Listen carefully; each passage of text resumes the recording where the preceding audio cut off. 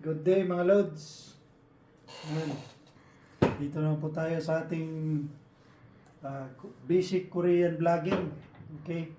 Ang ituturo po natin ngayon ay tungkol sa interrogative pronouns in Korean mga Lods. In Korean, uimunsa. Uimunsa. Okay? Number 1, nugu. Nugu means who.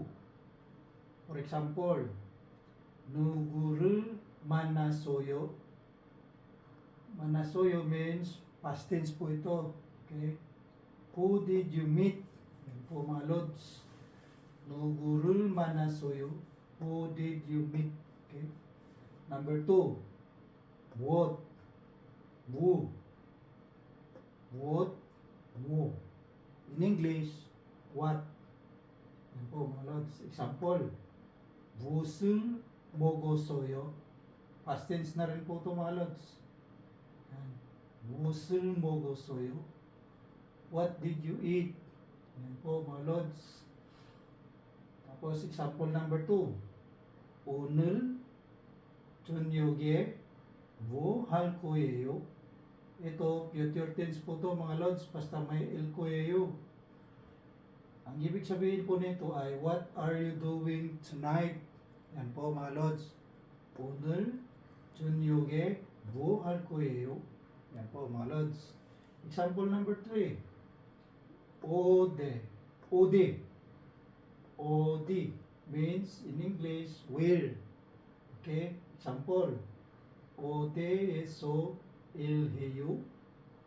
일해요 means ilhada, to work. Mga Lods, ang ibig sabihin sa English po niyan ay, where do you work? Yan po mga Lods, where do you work? 어디에서 일해요? Okay?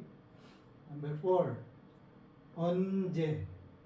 언제 means in English, when. Okay? For example, 언제 한국을 방문할 거예요? When will you visit Korea? El koyeyo means for future tense na po ito mga Lods. Pangmunhada means to visit. Okay? Isusulat ko po yung mga vocabulary dyan sa comment section mga Lods. Pagkatapos po ng ma-explain ko itong lahat. Okay?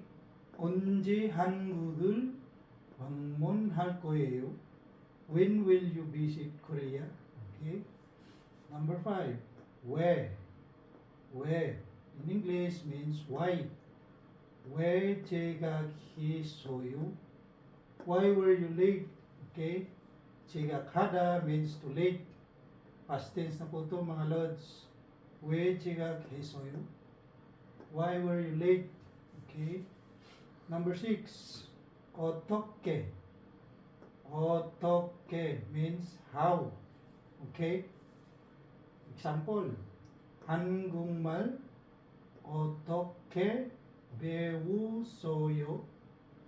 How did you learn Korean? Yan po mga Lods, yung mga interrogative pronouns in Korean or uimunsa. Yan po.